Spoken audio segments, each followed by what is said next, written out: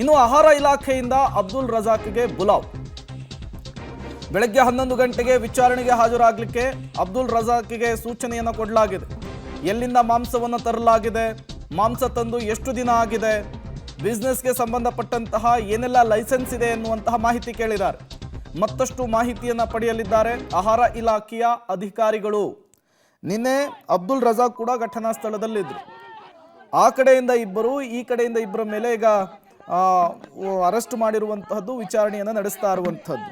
Puneeth Kerehalli and team ಹೇಳ್ತಾ ಇರುವಂತಹದ್ದು ಇದು ನಾಯಿ ಮಾಂಸ ರಾಜಸ್ಥಾನದಿಂದ ತರಿಸಲಾಗ್ತಾ ಇದೆ, ಇದು ಬೆಂಗಳೂರಿನ ಹಲವು ಕಡೆ ಸರಬರಾಜಾಗ್ತಾ ಇದೆ, ದೊಡ್ಡ ದೊಡ್ಡ ಹೋಟೆಲ್ಗಳಿಗೆ ಸಪ್ಲೈ ಆಗ್ತಾ ಇದೆ ಅಂತ ಹೇಳಿ.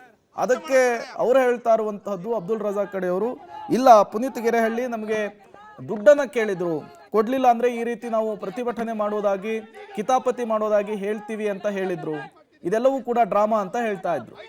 ಯಾವಾಗ ಈ ವಿಚಾರ ದೊಡ್ಡ ಮಟ್ಟದಲ್ಲಿ ಸದ್ದಾಯಿತು, ತತ್ಕ್ಷಣಕ್ಕೆ ಆರೋಗ್ಯ ಇಲಾಖೆ ಅಧಿಕಾರಿಗಳು ಸ್ಥಳಕ್ಕೆ ಹೋಗಿದ್ದಾರೆ. ಆ ಮಾಂಸದ ಸ್ಯಾಂಪಲ್ ಅನ್ನು ತೆಗೆದುಕೊಂಡು ಲ್ಯಾಬಿಗೆ ಕಳುಹಿಸಿಕೊಟ್ಟಿದ್ದಾರೆ.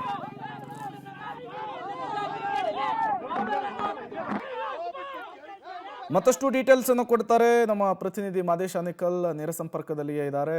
ಮಾದೇಶ್ ಅನಿಕಲ್, ಈಗ ಮುಸ್ಲಿಂ ಮುಖಂಡ ಅಬ್ದುಲ್ ರಜಾಕಿಗೆ ಆರೋಗ್ಯ ಇಲಾಖೆಯ ಅಧಿಕಾರಿಗಳು ಬುಲಾವ್ ಕೊಟ್ಟಿದ್ಯಾಕೆ?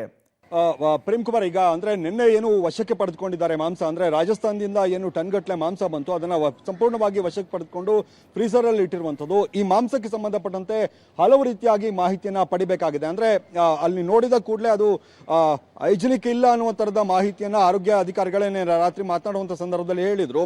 ಇದು ನೋಡಿದ ಕೂಡಲೇ ಹಂಗ ಅನ್ಸುತ್ತೆ. ಆದ್ರೆ ನಾಯಿ ಮಾಂಸನ ಇಲ್ವಾ ಅನ್ನುವಂಥದ್ದನ್ನ ನಾವು ಲ್ಯಾಬ್ಗೆ ಕಳಿಸಿನೇ ಅದನ್ನ ಪತ್ತೆ ಹಚ್ಚಬೇಕಾಗತ್ತೆ. ಅದಕ್ಕೆ ಒಂದು 10 ರಿಂದ 14 ದಿನ ಬೇಕಾಗುತ್ತೆ. ನಾವೀಗ ಲ್ಯಾಬ್ಗೆ ಕಳಿಸ್ತಾ ಇದ್ದೀವಿ ಅನ್ನುವಂಥ ಮಾಹಿತಿಯನ್ನ ಕೂಡ ಕೊಟ್ಟಿದ್ರು.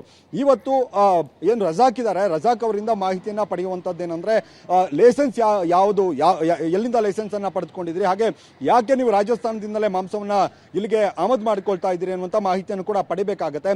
ಅಲ್ಲಿ ಯಾರು ವ್ಯಾಪಾರಿಗಳು ಅನ್ನುವಂಥ ನಿಟ್ಟಿನಲ್ಲಿ ಕೂಡ ಮಾಹಿತಿಯನ್ನು ಕಲೆ ಹಾಕ್ತಾರೆ. ಅಲ್ಲಿ ಯಾವ ತರದ ಮಾಂಸ ಏನು, ಅಂದ್ರೆ ಯಾವ ತರದ ಸರ್ಟಿಫಿಕೇಟ್ಗಳನ್ನು ಇವರು ಹೊಂದಿದ್ದಾರೆ, ಯಾವ ತರದ ಲೈಸೆನ್ಸ್ ಅನ್ನ ಇವರು ಹೊಂದಿದ್ದಾರೆ, ಇವೆಲ್ಲವನ್ನು ಕೂಡ ಪಡೆದುಕೊಳ್ಳುವಂಥ ಜೊತೆಗೆ ಅಷ್ಟು ದೊಡ್ಡ ಮಟ್ಟದಲ್ಲಿ ಮಾಂಸವನ್ನ ಆಮದು ಮಾಡಿಕೊಳ್ಳುವಂಥ ಉದ್ದೇಶ ಏನಿತ್ತು ಅನ್ನುವಂಥದ್ದು, ಜೊತೆಗೆ ಆ ರಾಜಸ್ಥಾನದಿಂದಲೇ ಯಾಕೆ ತರಿಸ್ಕೋತಾ ಇದ್ರಿ ಅನ್ನುವಂಥದ್ದಕ್ಕೂ ಕೂಡ ಮಾಹಿತಿಯನ್ನ ಕೊಡಬೇಕಾಗುತ್ತೆ. ಹಾಗೆ ಡಾಕ್ಯುಮೆಂಟ್ ಅನ್ನ ಸಬ್ಮಿಟ್ ಮಾಡಬೇಕಾಗತ್ತೆ. ಇವತ್ತು 11 ಗಂಟೆಗೆ ರಜಾಕ್ ಅವರು ಆಹಾರ ಇಲಾಖೆಗೆ ಬರ್ತಾರೆ. ಅಲ್ಲಿ ಹೆಚ್ಚಿನ ಮಾಹಿತಿಯನ್ನ ಪಡೆದುಕೊಳ್ಳುವಂಥದ್ದು, ಏನೆಲ್ಲ ಆರೋಪಗಳು ರಜಾಕ್ ಅವರ ವಿರುದ್ಧ ಹಾಗೆ ಈ ಮಾಂಸಕ್ಕೆ ಸಂಬಂಧಪಟ್ಟಂತೆ ಇತ್ತು ಅದೆಲ್ಲದಕ್ಕೂ ಕೂಡ ಉತ್ತರವನ್ನ ಕೊಡುವಂತ ಕೆಲಸವನ್ನ ರಜಾಕ್ ಅವರು ಮಾಡಬೇಕಾಗುತ್ತೆ. ಆ ಪ್ರಶ್ನೆಗಳನ್ನ ಈಗಾಗಲೇ ಆಹಾರ ಇಲಾಖೆ ಅಧಿಕಾರಿಗಳು ಕೂಡ ಇಟ್ಕೊಂಡಿರುವಂಥದ್ದು. ಏನೆಲ್ಲ ಮಾಹಿತಿಯನ್ನು ಕಲೆ ಹಾಕಬೇಕು ಅವೆಲ್ಲವನ್ನು ಕೂಡ ಕಲೆ ಹಾಕಬೇಕು ಅನ್ನುವಂಥ ನಿರ್ಧಾರದಿಂದಾಗಿ ಅವರನ್ನ ವಿಚಾರಣೆಗೆ ಹಾಜರಾಗಿ ಬನ್ನಿ, ನಿಮ್ಮ ಹತ್ರ ಮಾಹಿತಿಯನ್ನು ಪಡೆದುಕೊಳ್ಬೇಕು ಅನ್ನುವಂಥ ನಿಟ್ಟಿನಲ್ಲಿ ಅವ್ರಿಗೆ ಹೇಳಿರುವಂಥದ್ದು, ಸೂಚನೆ ಕೊಟ್ಟಿರುವಂಥದ್ದು.